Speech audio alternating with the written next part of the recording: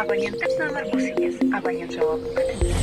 Немесе хабарласыңыз. Абонентке номер занят. Пожалуйста, дождитесь ответа или перезвоните по линии. The call person is not reached. Please try again or call later.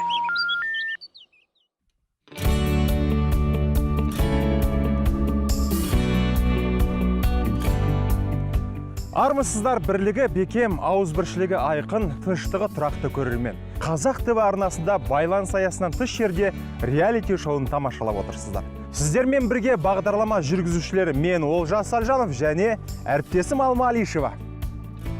Бармысыздар, туған жерден көшпеген, тіпті көшіп кетсе де ауылы ойдан өшпеген әлеумет. Бүгінгі бағдарламада салт дәстүрден сабақ алатын байланыс аясынан тыс жерде жобасының соңғы тапсырмасы болады. Олжас, олай болса тездетіп қатысушыларымыздың алдына барайық. Кеттік.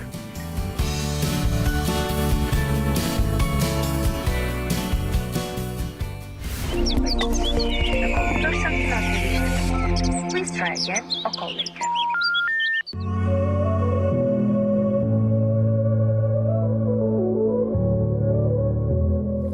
Қайнады ма?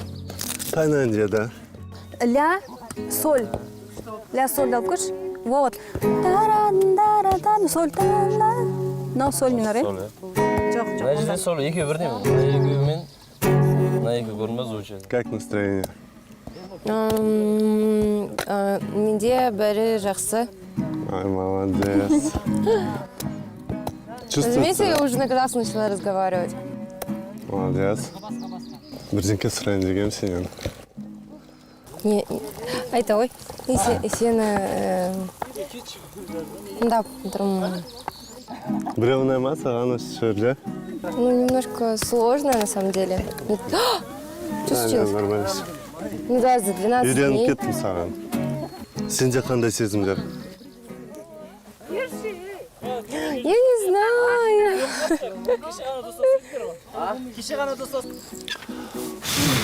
Будете чай пить? Да, уже все готов. Жігіттер, біз кейін шығарып атырмыз, тыңдап қараңдаршы. Қабдол, аягөз келіңдер. Келік біз қаладан, түрлінер саладан, қосылып басыма. Сөрі. Басқа аккорд ақыл. Екі аға аккорд ойнайсың бұл жерде.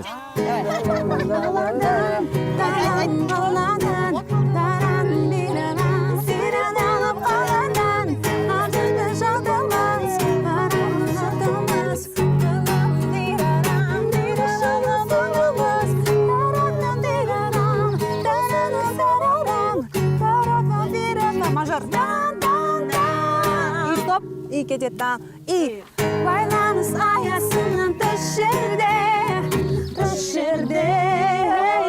Ассалаумағалейкум. Кеште Құрқандағы тәтемес па мынау? Солға. Қалайсыңдар? Денсаулықтарың жақсы ма? Жақсы жайлап жатырсыңдар ма? Төрге шығыңдар. Ассалаумағалейкум.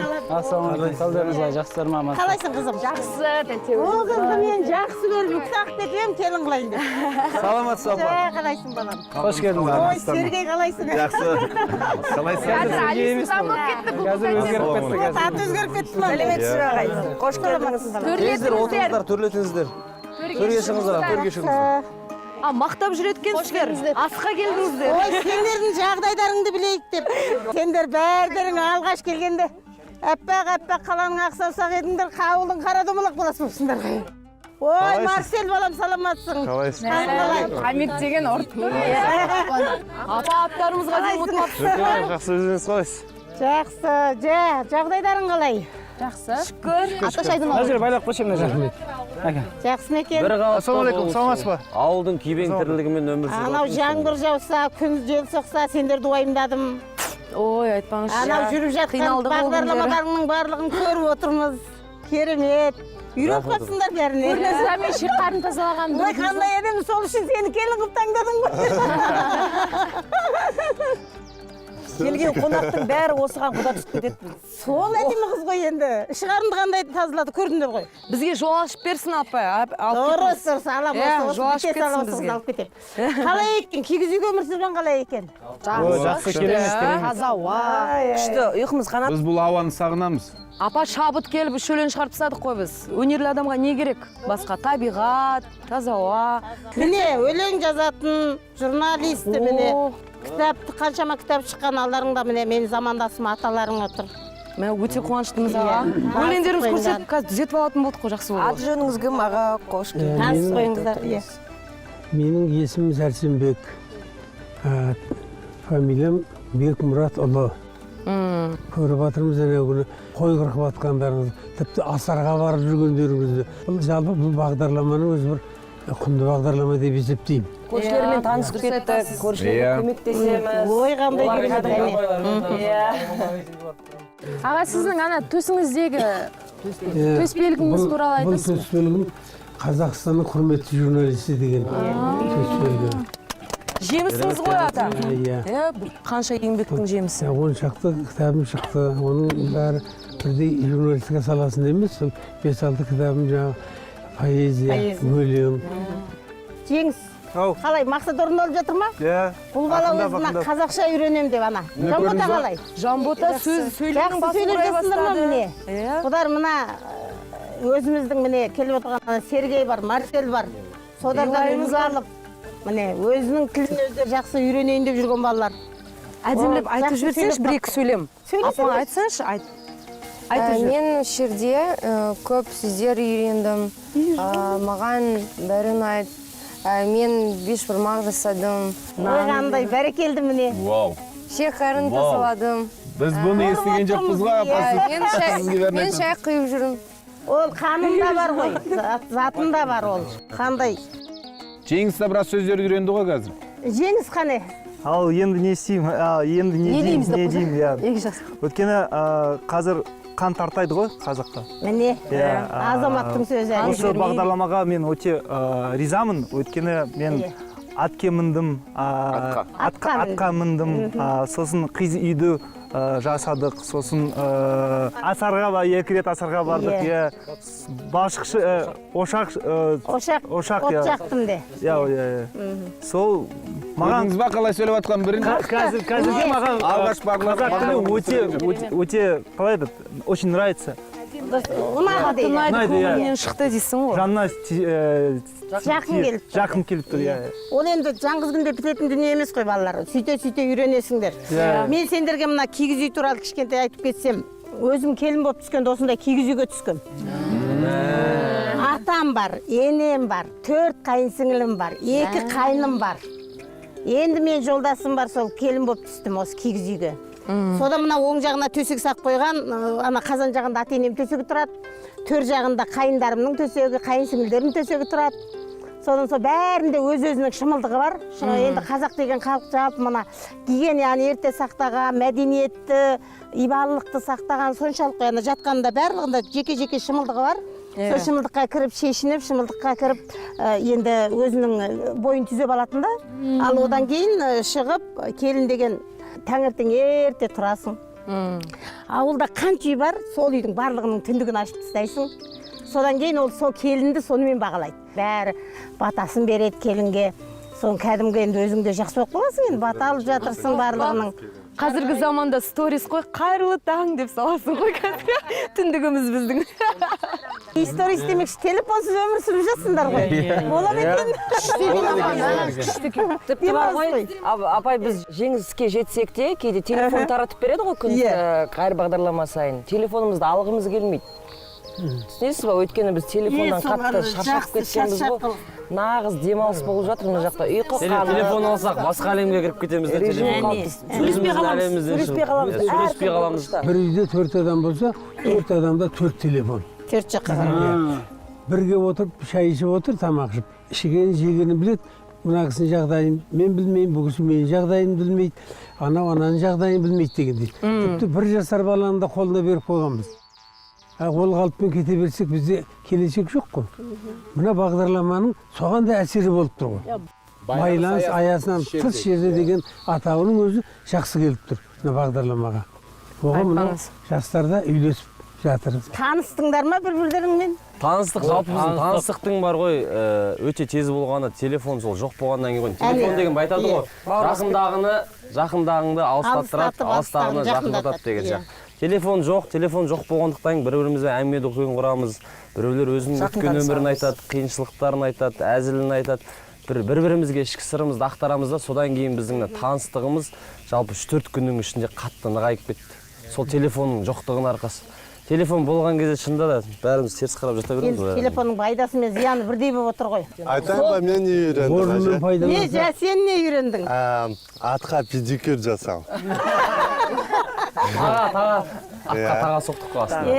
Тағалады қатты. Бір күнде сендер керемет болып кетпейсіңдер ғой. Көш жүре түзеледі дейді қазақтар. Білгенім 1.9, білмегенім 99. Жүре сөйтіп үйреніп, енді қазақтың әдемі келіні болып кетесіңдер. Мен мына қызға құда түстім, енді осы қызды келін қылып кетемін. Апа, ол қыз негізі бос емес қой. Қайдағыны айтсаң. Өзіміздің ауылда бір жігіттер бар, ол қызға құда түспей бар. Қызыңыз жоқ па, апа? Менде қыз жоқ ылғи ұлдар. 2 ұлым бар. Екеуі де үйленбеген ба? 3 ұлым бар негізі, бірі үйленген, 2 үйленген жоқ. Бәріне келінді өзім алам. Аягөздің қалың малы кішкене қымбат тұр. Жоқ, біздің атырауда қалың мал жоқ. Қалың мал жоқ бізде. Аягөздің өкіңізді ала саласыз ойын. Аягөздің өккесін ал деп отыр, осы бұйрамаста чатақ бар екен. Апа, қанша жыл біргесіз? Кіммен? Күйеуіңіз. Жолдасым негізі менің балалар ерте қайтыс болған. Жолдасымнан мен 30 жасында айырылған. Бірақ 3 балам бар, 3 ұлым қазір енді сыйлайды жақсы. Содан кейін өзіме жақсы жайлы келін іздейтіндігім сондықтан балаларым ол. Сол алғашқы келінді өзім таңдап алғам. Тату тәттіміз 4-5 жыл болды қазір. Қанша немере? Аллаға шүкір, бір немерем бар. Қызығын көріңіз. Рахмет. Немерелі, шөберелі. Сендерге де сол менің келінімнің жолын берсін. Әдемі отбасына келін болыңдар. Ұлдар қайтарым, аналарыңа әдемі келіншек әкеп беріңдер. Мен о жас кезімде, бұдан 50 жылдан астам уақыт бұрын осы Алматыға алғаш келген кездерде бір спектакль көргем. Қаладан келген Қылжақбас деген. Сонда осындай қаладан келген бала ауылға барып, атасы мен әжесінің қолында тұрады ғой 3 ай. Сонда жаңағыда ештеңе көрмеген, ештеңе білмеген, самауынға шоқ сал десе білмейді. Шоқ салмай, су қоймай шоқ салып қойып, ішіндегі несін өртеп жіберген. Сондай Сендерде де болмасында мен сол спектакльді не үшін жазып отыр? Сол спектакль жазғанда шынайы өмір ғой. Астары мықты ғой. Қазақшылықты сақтайық, дәстүрді сақтайық деп жазып отыр. Сол мені қайталанып, мына тағы да келіп отыр. Сол шынайы өмір сіздер кәдімгі көрсетіп отырсыздар. Оқты басқұл сақтайды, ұлтты дәстүр сақтайды деген. Апай, мына киіз үй қыста ызғар болмай ма? Кигіз үй қыста ызғар болмайды. Бұл кигіз деген жазда салқын, қыста жылы. Содан ол ызғар болады дегенде мына іргесін көң бар ғой енді өздерің көрдіңдер ғой, көңмен көміп тастайды іргесін. Содан кейін морлайды деген болады. Жаңбыр жауғанда сыртынан былай қарай аққан су мормен кетіп қалады ағып. Үйге кірмейтін қып. Содан кейін іргесін көңмен көміп тастайды, кигізді 2-3 қабаттап жауып тастайды, осы кигіз үйде өмір сүре берген біздің. Біртүрлі иіс шығады екен? Біртүрлі иіс дегенде бар ғой, былай. Жоқ, ол кигіздің иісі.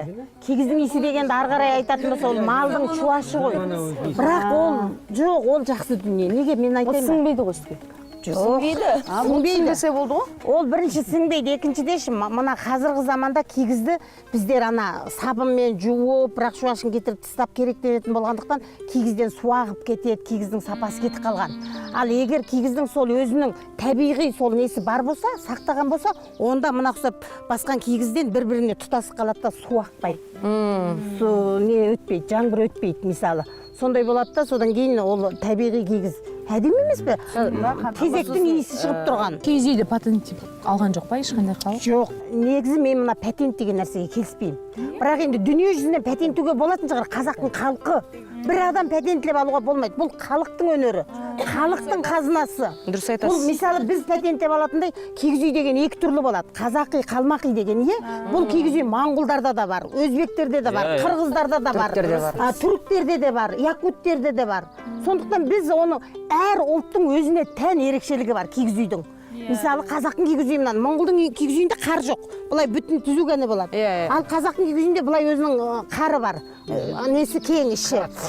Қар, уықтың былай иінін қар деп айтады.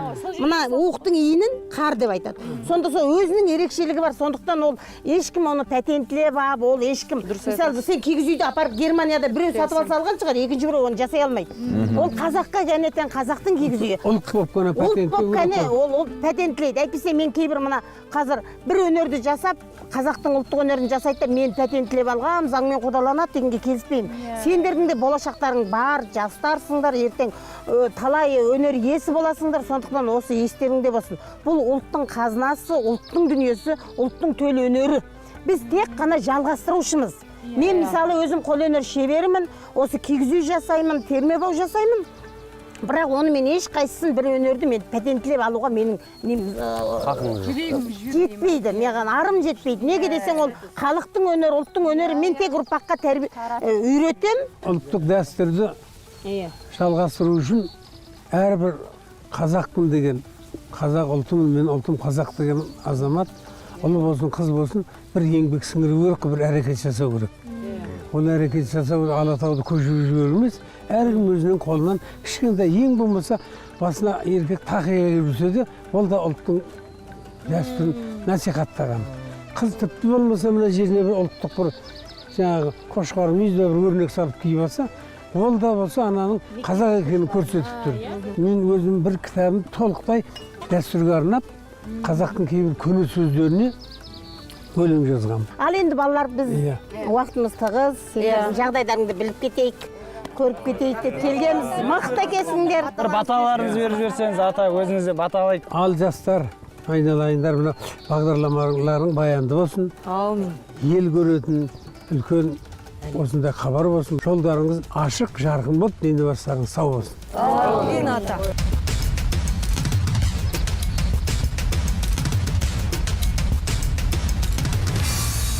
Жақсы, сау болыңыздар, жолдарыңыз болсын. Қандай керемет,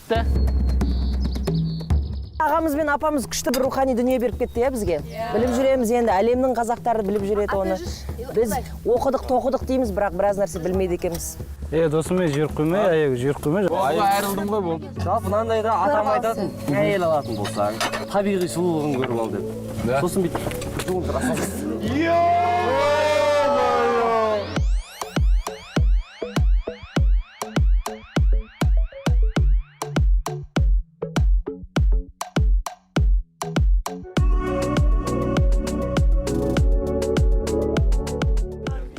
Ассалаумағалейкум, қыздар, жігіттер. Қалайсыңдар?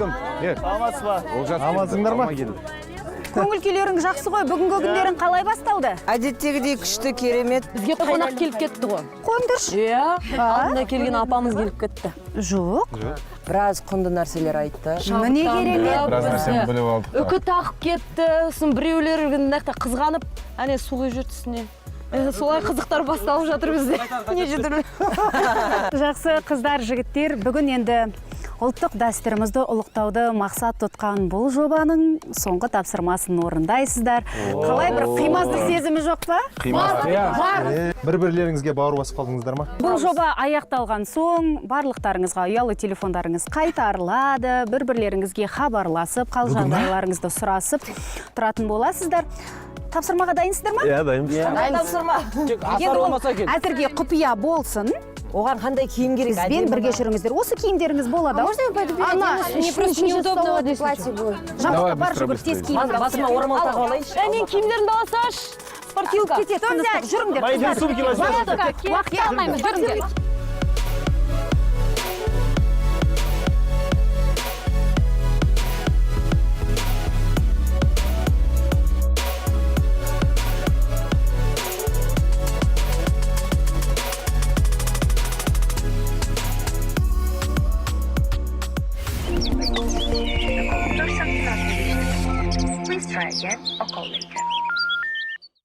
Бүгін ата-бабамыздан қалған қайырлы іс асарлатуға тағы келдік.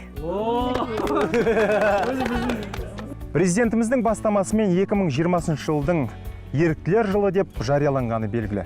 Мемлекет басшысы игі іспен айналысу, адамдарға жақсылық жасау халқымыздың көне заманнан келе жатқан дәстүрі. біз осы дәстүрді сақтап қалуымыз керек деген болады. Біреуге қол ұшын созып, қолдау көрсету қанымызға сіңген қасиет. Халқымыздың осындай береке бірлікке шақыратын асар дәстүрі бар. Бұл ғасырлар бойы құндылығын жоғалтпай келе жатқан ата салтымыз. Біздің жобамыз да бұл іске өз үлесін қосып, осы уақытқа дейін 2 асар жасады. Жұмыла көтерген жүк жеңіл демекші, өткен бағдарламада біздің қатысушыларымыз Қызыл Әскер ауылының тұрғыны Қуандық атамыздың салып жатқан үйіне кірпіш құйып көмектессе, кейін осы ауылдың жігіттеріне шөп жинасты. Бүгінде сол ата дәстүрін жалғастырып, Аманжол есімді азаматтың үйін салуға көмектесеміз. Ендеше тапсырманы бастамас бұрын сіздерге бағыт-бағдар беріп, жол сілтейтін сайыс соңында еңбектеріңді бағалайтын әділ қазылар алқасын таныстыра кетейін. Эльмира Әблес қызы, құрылысшы. Зәуре Ануарбек қызы, құрылысшы. Қош келдіңіздер. Қош келдіңіздер. Құрметті қатысушылар, сайыс ережесіне тоқтала кетейік. 2 топқа ұзындығы 5 метрден қабырға беріледі. Қай топ 3 қатарды неғұрлым тез әрі сапалы қалап бітіреді, сол топ жеңіске жетеді. Зауреш ханым, неліктен біз қатысушыларымызға 3 қатар ғана қалатып отырмыз? Неге 4-еу немесе 5-еу емес? Бүгінгі қатысушыларымыздың біздің ешқандай тәжірибелері жоқ, жаңадан ғана құрылысты көріп тұрған балалар. Ол біріншіден, екіншіден заң бойынша мына кладка дейміз, енді біз мына кірпішті өргеннен кейін 3 қатардан кейін заң бойынша армирование жүру керек. Оған бірақ та бұл жерде мен ешқандай материалын көріп тұрған жоқпын. Оған инструменттер керек, сол себептен 3 қатарды қалауға біз дайынбыз.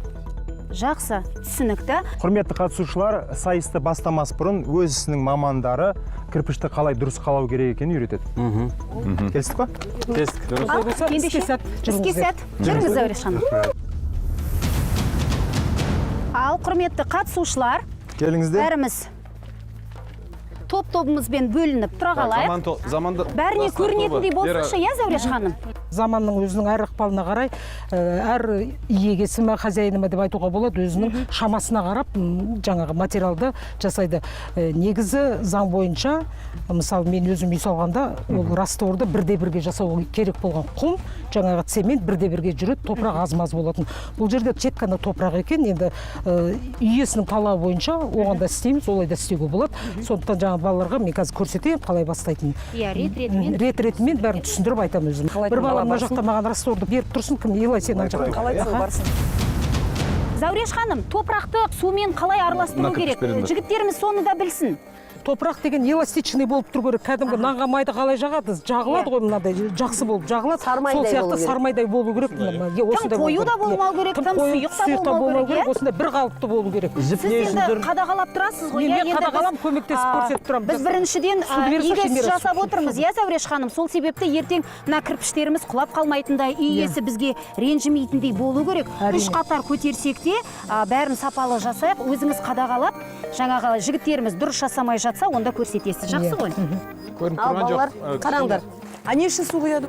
Күннің ыстығынан кірпіш жарылуы мүмкін. Сондықтан астына бірінші ылғалдандырып, жаңағындай суды құйдық. Толығымен жағу керек растворды міне. Осылайынан. Қалыңдығы шамамен қанша болу керек? Өзі қалыңдығына сантиметр 1,5 бола береді. Неғұрлым ол өте жұқа тожы болмау керек, өйткені себебі бұл тек қана сары топырақ, сондықтан бұл жарылады. Міне мына тұрған жіп осы кірпішке тимеу керек. Міне тимеу керек. Бұл түзу болу үшін тартылып тұр, я мына жіп? Вообще кішіне қарай кіріп кеткен жоқ па? Мен білемін. Осылай бір дүниеде тұр міне. Жігіттер, қарап алыңыздар, кім қалайды? Сол жігіт мұқият қарап алсын. Кірпіш әкеліңдер. Кірпіш әперіп жөніңдер, қыздар. Мынаны ұру керек. Не үшін? Бұл бұлай кішкене отыру керек. Кірпіш балшыққа отыру үшін осылай мынаны ұрамыз. Көріп тұрсыңдар ма? Сіз де өзіңіз құрылысшы болып бастадыңыз, иә? Иә, мен осы құрылыс саласында істегелі уже міне 44-ші жылға кетіп бара жатыр. Бәрекелді. Не деген тәжірибесіз? Зәулім үйіңіз бар шығар? Бар. Өз қолыммен салған зәулім үйім бар. Браво. Міне осылай кете береміз. Су әкеліңдер жаңа. Су берейік. Енді жігіттерге барлығы түсінікті. Ары қарай жігіттер өздері қаласын. Иә. Мына жерге кім тұрады? Қабдол сен тұрасың ба? Тұра ғой. Енді ананы қайтадан алып, қайтадан қалауға бола ма? Қалай енді? Әділ болу керек, сіз 4 кірпішін қалап қойдыңыз. Жоқ, бола берсін. Менің бір кішкене қосқан үлесім болсын. Осы қожайынға бұл қала берсін. Жақсы. Әрі қарай көретіндеріңіз. Гүлмира, маған растворды көбірек салу керек. Я білем. Ты медленно делаешь, Диана, давай, у тебя вот это подсыхает. Аккуратно делай, тогда не надо. Мы опаздываем. Ерзат, Ұстамай қой. кеші деп не? Не қатып тұрсың, сен айтып тұрған өзің тұрған. Аягос! Please try again or call later. Қыздар, жігіттер, сайысты бастауға дайынбыз ба? Дайынбыз. Ендеше уақытты созбай, сайысты бастайық. Уақыт кетті. Біз қай жерден бастаймыз? Бір топ мына жерден жаңа Зауреш апай қалаған жерге дейін бастайды. Екінші топ одан ары қарай. Замандостар, мына жақтан бастасаңыздар болады. Төңкер мына ортадан ары қарай терезеге дейін қалайды.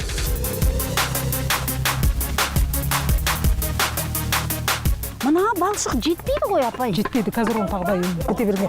Негізі жігіттер мына жақта астында езе беру керек, иә? Мына дайын балшықты ар жағына қарай итеріп, бер жағынан құмға су қосып езе беріңдер. Уақытты алмайтындай.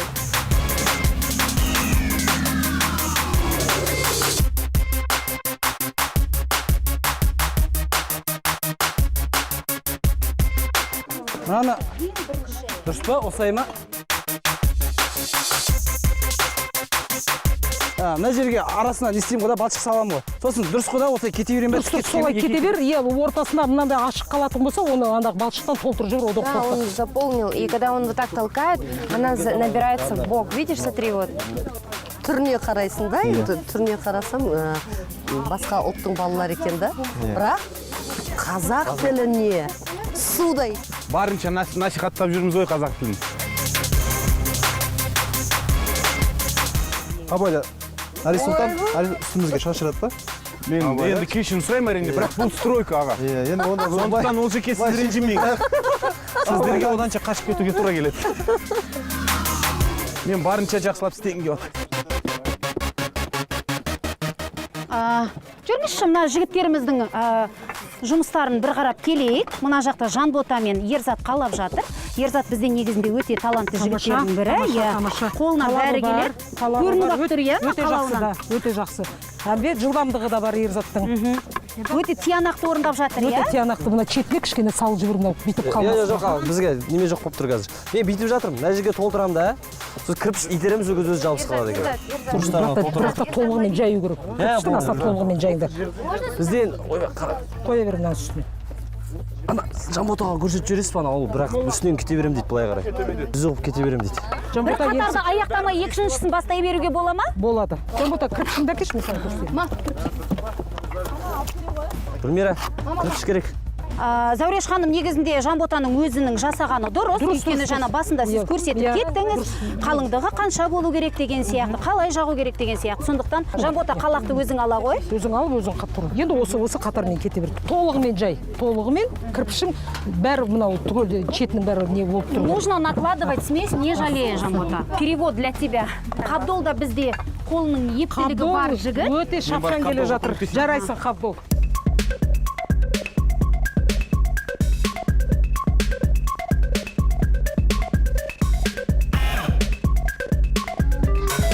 Я бок намазала, это правильно, да? Бок намазала нормально. Көбінде орысша сөйлейді, иә.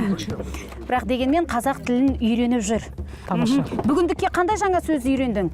Осы құрылыс алаңында. Кірпіш. Сосын? Қалау. Қалау, дұрыс. Тағы? 5 метр. Балшық. Балшық, дұрыс. Тағы? Как это назвали? Да, все. Қалақ, иә, қолыңда ұстап тұр. Қалақ. Аха, дұрыс. Мына мен араластырмаңдаршы, мынау дайын да. Сендер бері қарай жақындап тастадыңдар. Жалғыз адам істесінші, тағы да топырақ керек. Ерзатқа бір жақында. Бәрі су болады қазір. Оны сулап тұру керек. Болады. Неке бізде Жанбота деген қызыңыз істеп жатыр. Бағана мен ойлағам мына қыздың қолынан стройка келе ме екен деп. Қазір кәдімгі жүріңіз көріп жүрейікші қалай болып жатқанын. Қарасай, қалай күшті істеп жатыр. Зүз істеп жатыр ма, дұрыс істеп жатыр ма? Бұрын істеп көрдің ба? Әдемі. Әдемі. Кәне араластырыңдаршы. Так, растворларыңды қарап қойылай. Балалар тұрып қалмасын, аха. Негізінде жылдамдықтары жаман емес, кәдімгідей аяғына жетіп қалды. Иә, бірінші қатар аяғына жетіп қалды. Тез ақ бітіретін сияқты қыз жігіттеріміз.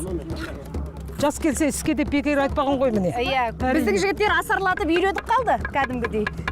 Жанботаның балшығы аздау емес па? Жанбота өте жақындап Зәуреш ханым, менің білуімше кірпішті бір қатармен қоймайды ғой, былай. Келесі қатар былай ауысады. Иә, солай болады ғой. Мынау солай болып тұр ғой. Мынау көлденең кетіп барып, мынау наоборот түсіп тұр ғой, дұрыс? Қатар сайын ауысып тұрады. Иә, қатар сайын ендігісі былай көлденең. Аягөз, рұқсат болса бізде істеп көрейік. Кеңіз. Байқашы. Бер, Жанбота, мен жасайшы. Да, я сделаю. Сен маған көмектесіп тұршы. Я ма? Мама. Пробуй. Я. Мне только научили, а ты меня забрала. Үйренемін менде.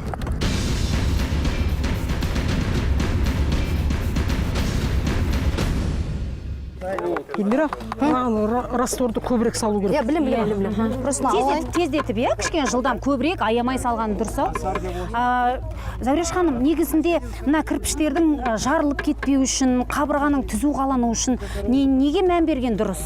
Кейде болады ғой, енді үй отырған кезде бір қабырғаларының жарылып кететіні болады. Бұл неге байланысты? Оның бәрі жаңағы айтамыз ғой, біз усадық дейміз. Ол жаңадан салынған үй, ол міндетті түрде ол 1-2 жыл отырады. Ол отырады жаңағы, отырады. Содан кейін болады. Араға шығып. Кірпішті бері қарай шығарып атсыңдар ғой, дұрыстап сендерші. Кірпіш бері қарай шығып атыр ғой. Нең бар ма? Ағамыз риза болмай қалады. Тыныш жүрсе, Али Сұлтан өзің жұмысын бітірсе бірінші. Біз жұмысымызды істеп жатырмыз Ердат. Өз жұмысыңды бітіре берші. Мен сендерге ақыл айтып жатырмын. Қақың болмасыншы, брат. Қалай шаруа болмасын сене? Нервім қат емеш, брат. Ұстап сөйле. Нервім қат емеш, братан. Кіші дұрыс болсын деп жатырмын. Не болды? Сонша көтере алмай қалдың ба не?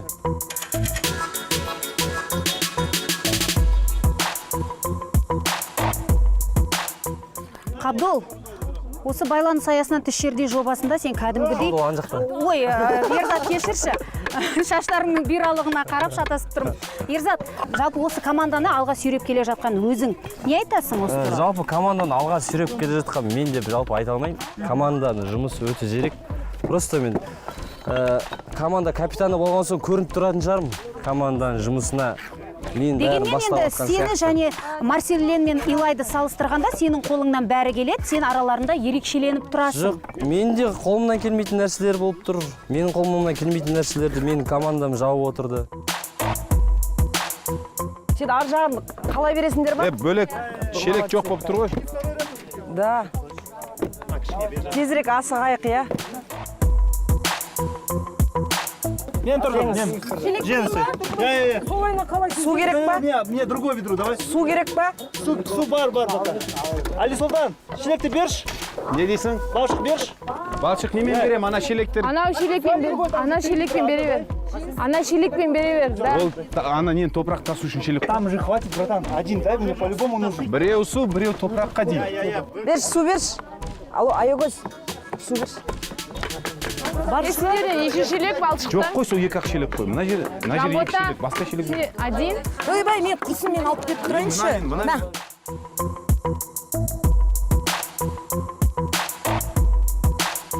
Не мешай, пожалуйста.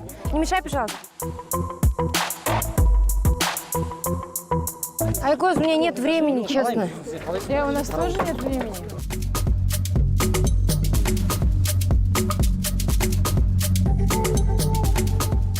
Мама придирается.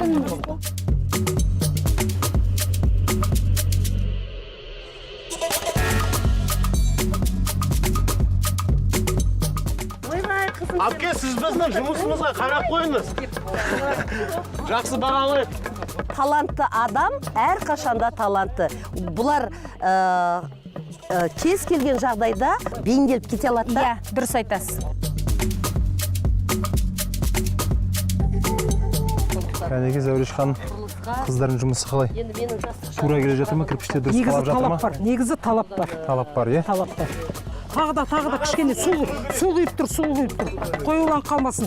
Ела кішкене су құйып жүр дейді. Аха, бір массада болу керек. Кефирный состояние сияқты болып тұр ғой. Болды, мен кефирді жақсы көремін ғой, білем апа. Бәрекелді. Мінекей қараңызшы, қалануы бәрі реті теп-тегіс, иә, түп-түзу ақ. Айттым ғой, талантты қыздар бірден білінеді дейсіз ғой. Гүлмира, бәрекелді. ерке тотай қызды өйстет деп кім ойлаған, иә?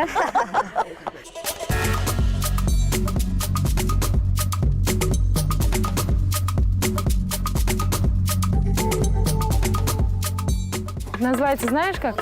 Кустемида. Костюмида? Давай еще про тебя новую сделаем. О, одема. Шашпа, хочешь, пожалуйста? Пожалуйста. Шашпа, хочешь, пожалуйста? Киргиз!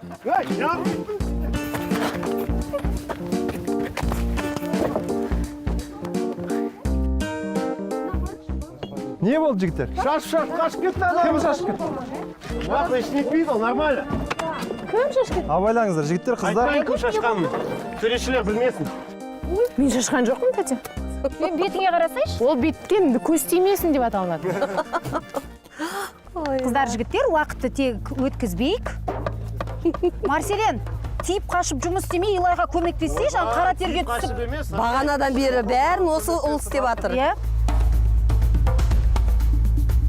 Бірінші қатар аяқталды ғой? Аяқталды.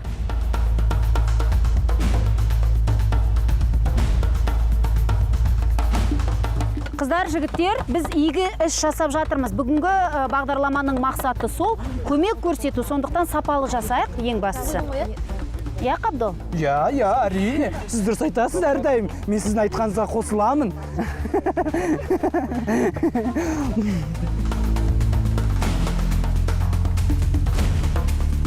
Мына жағы сынық екен. Сынығын жоқ, былайынан істеп көрейін. Мына жер, көз жер. Давай беру. Былайынан істеп көрейік. Айнада вот. Давай я 3-9 положу, да? Аяна, давай сам положи. Давай. Сюда. И как раз туда пойдем сразу, хорошо? И закончим, и дальше пойдем. Ты воду поливал? Да. Это третий уже, да? Да. Все, это последний. Да. Шелекке салатын кезде шамалы тағы да су бұйымдарды араластырып жібереді. Севат апай. Сіздің сөзіңізді бірден естіп алдық апай. Төңкер тобы үшінші қатарды бастап кетті. Біз төңкер жіберуіміз мүмкін. Мына байлаңыздар. Марс, давай воду. Воду? На.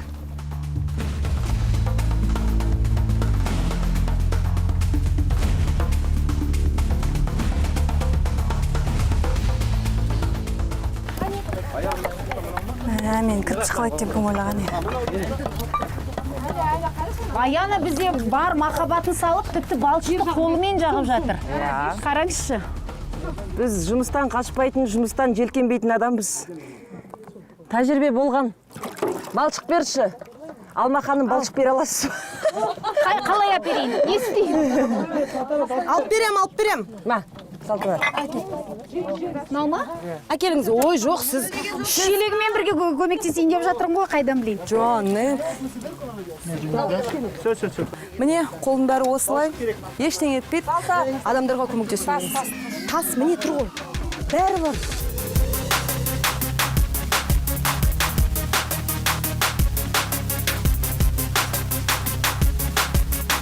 Маған сен балшық сала бер. Мінекей, Марсель, қазір саған тағы да сын айтсам, ренжейсің. Қайтадан бір айналып кеп қарап тұрсам, қайтадан тұрсын тексейін. Қазір бұл жерде астында біреу балшықты алып беріп тұрады, біреу су әкеп тұрады.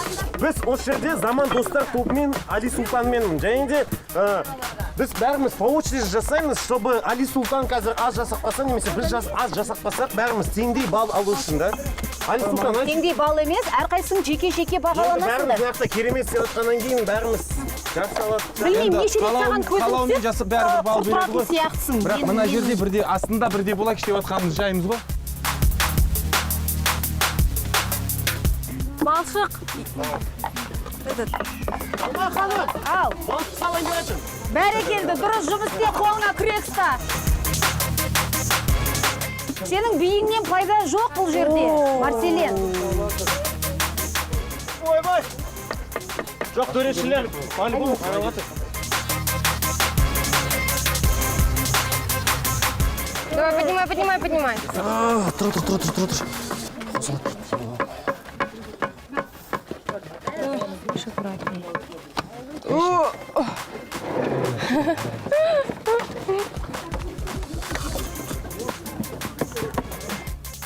Балшық, кім? Балшық маған тоже керек. Балшық. Мына жерге балшық керек. Али Сұлтан, балшық керек. Әкеліңдер. Әкел бер. Шөміш қайда бәсей? Берші кішкене берші. Ішіндегі сақпай.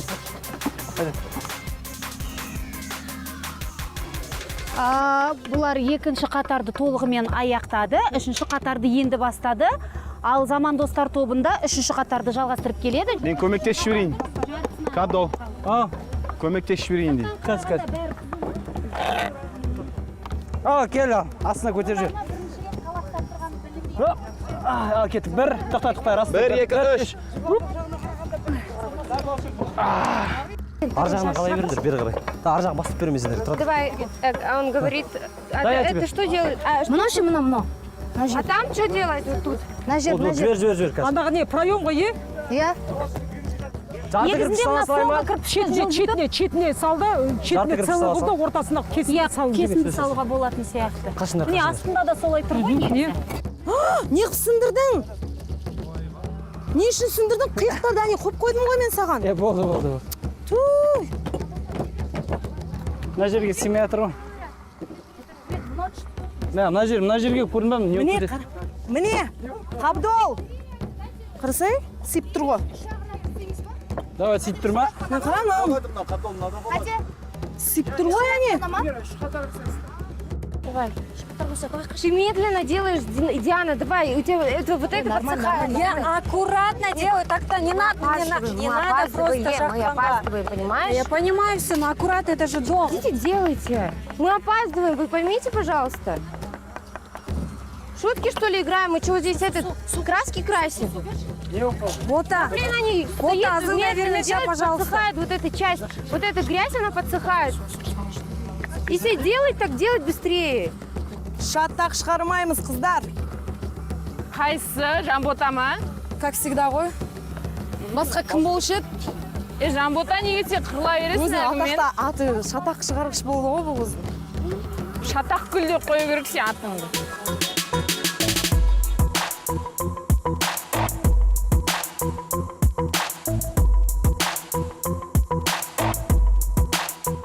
Не болды, Ержат, қыздарға ұстатып қойдың ғой, өзің істесей? Бауырым. Ерітқа тимеш болды. Төңкерілді алдыда келе жатыр. Заман достарда әзірге қандай кемшіліктері бар? Ешқандай кемшілік жоқ, бұлардың сапасы өте жақсы. Тек жылдамдық жағынан қазір кішкене бәсеңдеу, Сен өзің вообще қарап жүрсің ғой, сен не істеп жүрсің, Али Сұлтан? Мен мынаның бәрін алып отырмын. Үйреніп алсын дедім. Өздеріңкін жөндеп Мына алыңдар. көрдің ба, балшықты осыны алып отырмын. Сол бәрі ауырың базар жоқ, қызық. Қиын екен жұмысың ба ғой? Аха. Жай. Алыптым сен жұмысың. Сабыр. Ержатжан, айналайын, аққұқы.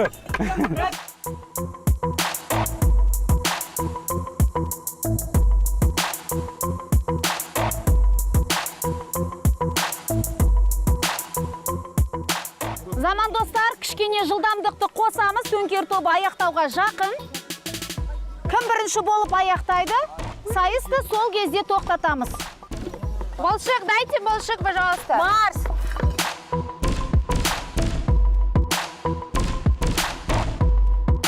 Тұр.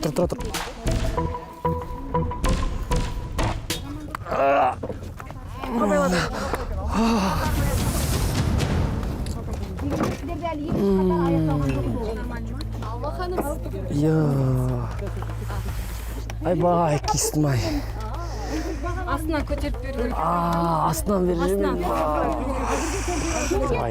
Қатарды аяқтауға жақын.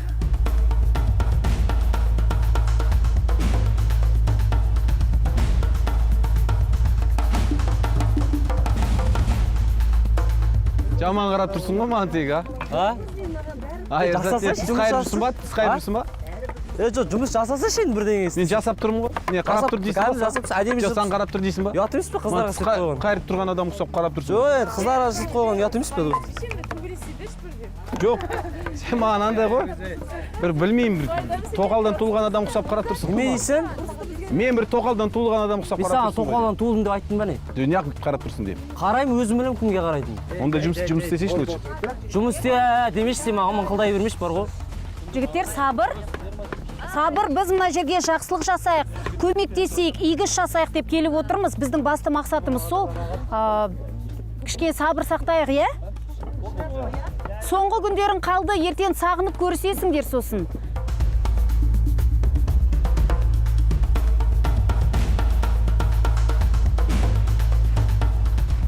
Соңғы секундтар қалған сияқты негізі. Кім бірінші болып соңғы кірпішті қалай сайысты тоқтатамыз? Аяқтады деуге болады. Болды, сайыс тоқтады. Қабдол, болды, сайысты тоқтатамыз. Соңғы кірпішті қалап үлгерген жоқ. Қараңыздар. Қараңыз, Алма ханым, енді біз жаңағыдай вовремя бітірген жоқсыз, бірақ дегенмен де мына қалап бітірейік. Бәрі көріп тұр. Сіздер соңына дейін үлгерген жоқсыздар. Иә, соңына дейін қалап тастасын, бір кіші кірпішті. Иә, ода тұрған ештеңе жоқ. Осы басыңның істегенің болды сен бүгінгіше.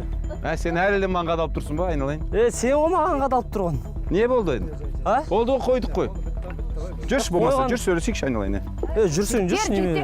Жігіттер болмайды олай, сайысты қорытындылайық. Қайда кеттіңдер? Жай, сен жүрші сөйлесейікші. Олжас, жігіттерді сабырға шақырасың ау деймін. Не ол? Сіздер келмей қойыңыздаршы, не болды соншама түсіріп? Тұра тұр, жігіттер. Не болып қалды? Жүрші камераны. Сөйлесесіңдер ма? Өзіміз қалып сөйлесеміз бе? Мен саған бір нәрсе дедім ба? Бір личный нәрсе дедім ба? Кетші. Итермей мен олай. Итермей мен олай. Кетші. Барша меқа. Бармаймын мен. Аяғыз қоясы шешерден қоясы. Жақпа. Әне басталды. Бітті басталды. Біздің ортамызда ары қарай кетіп керек емес. Сөйлесесіңдер ма, жігітше сөйлесіп тастаңдар. Қандай бірін-бірлеріңе ренжіс бар ма? Не болып қалды? Жоқ, өзі бірінші бастап тұр ғой отырып. Мен өзім бірінші бастап. Сен маған айтасың да, немеге қарап тұрсың, ыржақтап деген не әңгіме ол? Сен ыржындап қарап тұрсың ғой, қандырасың ғой. Қараймын. Не оқып тұр, ыржындап қарасам, ұнамай ма не? Алдында айтқан сөзім болған жоқ па не? Қандай алдында айтқан сөзім? Не әңгіме? Сен істесейші. Кетші, не Ерзат? Ұстамай қой. Кетші деп не? Кетші, не айтып тұрған, өзің айтып тұрған жоқсың. Не кетші деп жатыр? Мен сен үлкендігін сыйлап тұрмын бар ғой. Жүріңіздер, жігіттер. Жігіттер, шапалақпен деген не? Жігіттер, болды. Жігіттер, тыныш. Болды, жігіттер, көмектесіңдер. Тоқтатыңдар. Диана, я сейчас прыгну, не надо, пожалуйста. Не надо!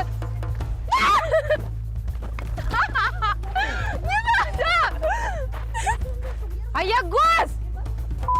Да она кинула мне, смотри, грязь.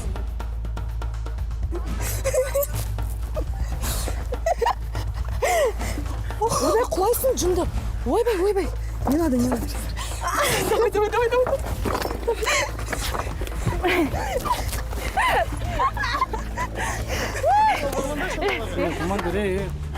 Короче, көтере алмай қалдым. Айтқаным. Алла, неме қарып жатыр?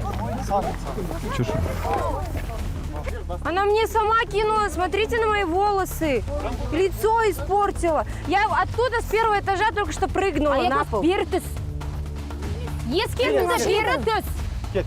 Мен кім кінәлі деп сұрап тұрған жоқ, мен барлықтарыңа бері. Зачем ты это сделала? Зачем? Зачем мне портить? Зачем ты это сделала? Ой, сабыр. Уйдите, блин. Жамбота, пожалуйста, остановись. Меня послушай. Зачем она это сделала? Я тебя очень прошу, пожалуйста, успокойся, объясни, в чем дело, что Я случилось? не знаю, я просто стояла, она, блин, ко мне продирается каждый раз. Сама на меня наебуривает. Что я тебе сделала? Что случилось? Не знаю, она сама это сделала. Зачем мне портить одежду? Ну, вы же начали игру. Вы же никто здесь абсолютно чистым, я не знаю. Я сама стояла вы чисто, я даже ничего такого не делала. Вот смотрите, что она со мной сделала. Ну мы все грязные, даже я не работала, и то я успела себя запачкать. Я Вы же закончила начали играть. чистая, я закончила чистая. Ну кто начал эту игру? Да она начала, она каждый раз ко мне придирается, устала я от нее. Ну, сегодня это было крайнее соревнование. Но неужели сегодня нельзя было нормально закончить? Почему у вас вечно вот эти вот трения, конфликтные ситуации, Жамбота? Это не я ничего ей не делала. Все хорошо, мы можем закончить программу? Мне, честно говоря, очень неудобно перед нашими членами жюри. Пришли две взрослые женщины. Мы пришли сюда с целью помочь. Сегодняшняя задача наша – помочь человеку достроить дом. Вы нормально шли, прилично все закончили, и в конце вы устраиваете такой, извините меня, концерт. Вы же все взрослые люди. Я ничего не делала. Мы можем она программу сама. закончить, да, и потом вы уже между собой будете разбираться, кто в чем виноват. Хорошо? Ты готова вернуться на площадку? Да. Мы можем работать? Замечательно, пошли. Не ол бәрі араларында дұрыс па? Все нормально. Шешілді ма? Жігітше? Конечно, әрине. Біз әлі үйімізге барамыз, жаңа күйізге барамыз, соқта әлі өзіміз сөйлесеміз әлі, шай ішіп отырамыз. Қазірше бәрі жігітше дұрыс шешілді, иә? Әдейі шешті. Ерзат. Мен түсінбей қалдым, қыздар не Екі топ, екі жаққа бөлініп тұрамыз, сайысты аяқтайықшы. Екі топқа бөлініп тұрайық. Саламағалейкум. Тынышталамыз. Болдық па? Кім гүбірлеп атқан? Тыныш болдық. Тұрайықшы бұл, тыныш. Біз сайысты аяқтай аламыз ба? Жұмыс жасауға рұқсат бересіңдер ғой, иә? Жасай аламыз бар қара, болды, жалғастырамыз. Мына өте ұят нәрсе болды шын керек. Қазір ойымды жинақтап алайыншы. Но у нас очень красивый, да? Женис. Простите. Просто очень красиво получилось. Бір-бірімізді құрметтейікші. Я могу говорить? Да. Спасибо. Құрметті көрермен, бүгінгі сайысымыз өз мәресіне жетті. Демек, Әділ Қазылар алқасы қорытынды ұпайын шығаруға дайын. Ендеше сөз кезегін Зәуреш ханымға береміз. Бағаңызды берсеңіз болады. Жалпы бүгін екі топта жаман жұмыс жасаған жоқ. Өйткен себебі балалар бірінші рет қана осы құрылыс саласында жұмыс істеп тұр. Негізі сапа жағында да жақсы жасады, жылдамдық жағында да жақсы жасады. Бірақ та енді бұл сайыстың аты сайыс дегенмен де бұл тең ұпай беруге болмайды. Мен түсінігім бойынша бір команда алдыға шығу керек сияқты. Сондықтан да мен әрқайсысына жеке баға бердім. Мысалы, Жеңістің қалағаны маған өте ұнады. 5 деген балл қойдым Жеңіске. Жеңіс.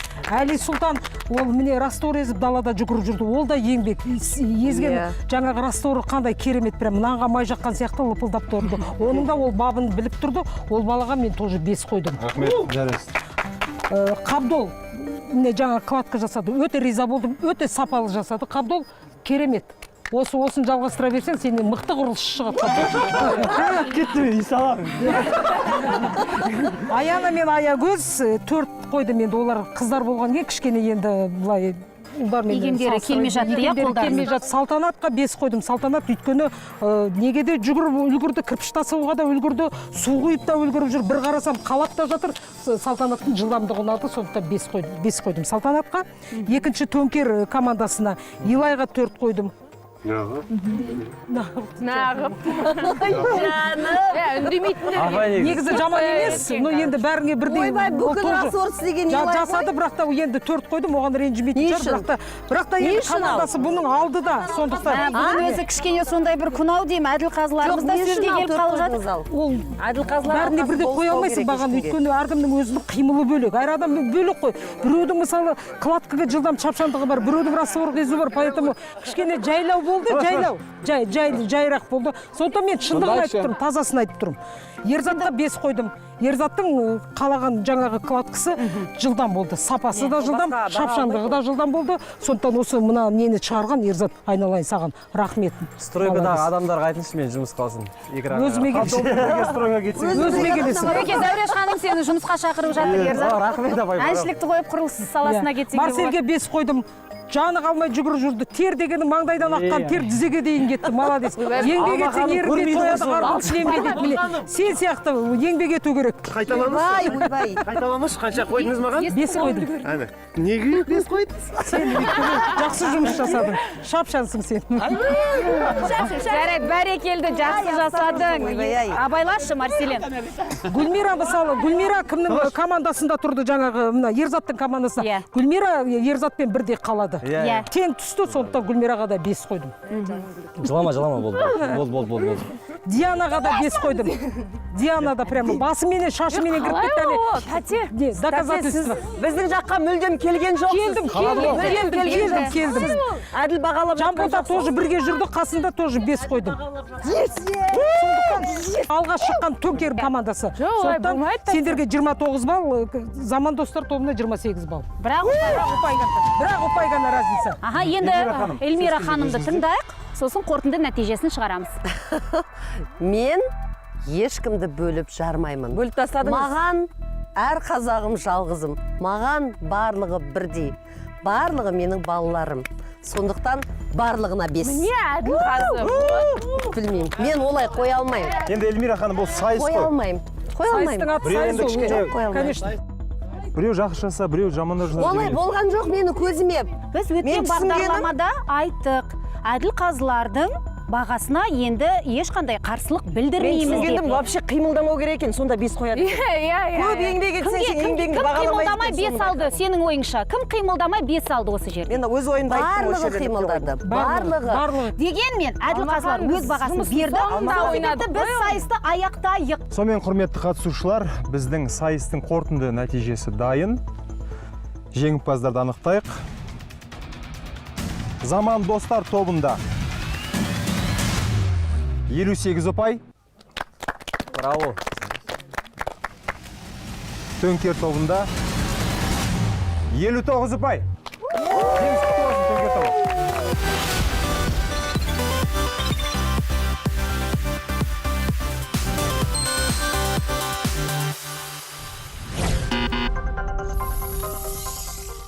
Әдеттегідей жеңімпаз топқа ұялы телефондарын 1 сағатқа береміз.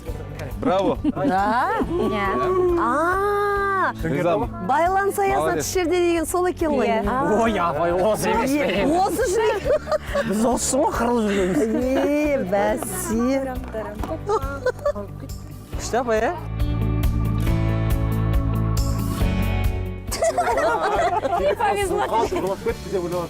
Оған айтайын ба? Алло, мама, бүгін ұттықпыз. Мам, мы выиграли, вот телефон. Жақсы, жарайды. Осымен бүгінге берілген тапсырмамызды қыз-жігіттеріміз жақсы орындап шықты. Әділ қазылар алқасына көп-көп рахметімізді айтамыз. Еңбектеріңіз жана берсін, жұмыстарыңыздың жемісін көре беріңіздер. Келесі жүздескенше. Осы жерде байланыс жоқ, сондықтан туысқандарымызға, достарымызға звондамай жатырмыз. А у меня телефон сел. Менде де сет жоқ, ешкімге звондай алмаймыз, бірақ менде бір сұрақ бар да, біз сонда неге қырылысамыз, егерде от тұрған жерден біз телефонмен по-любому пайдалана алмаймыз, да? Зачем? А вообще телефон сел. Вообще несправедливо. Я старалась так, чтобы получить все. Біз бүгін жеңдік, бірақ кішкене пайдасыз жеңу болды так, кішкене. Просто жеңдік болды. Менде сет ұстап тұр, бәрі нормально. Мен қазір өзімнің туған әпкеме звондаймын, қалдарын білейін.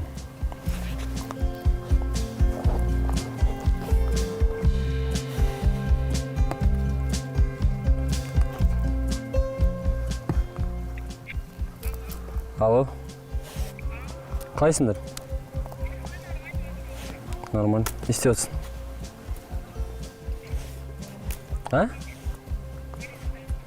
Мен байланыс саясына тыс жерде жүрмін. Ештеңе айта алмай, просто 1 сағатқа телефон берді, и все. Звондап, үлгіріп жатыр. Ұстамай қалды, мына жер жының келді. Еще бүгінде не в тему күн болды, бәрі қырылып бір-бірімен. Кеше ғана доспыз деп айқайлап жатыр еді. Бүгін не в тему қырылып жатыр бір-бірімен. Жынды ма? Бәрін қойындар, ей деп мен қашып, не в тему қырылып кетті. свет жоқ. Ё-моё. Авиарежим ауыз көрейінші қазір. Құрметті көрермен, осымен байланыс аясынан тыс жерде реалити шоуның кезекті бағдарламасы аяқталды. Өміріміз көктемдей жарқын, жаздай жылы болсын. Әр қазақ үйлі, көңілі күйлі болсын. Кездескенше аман сау болыңыздар.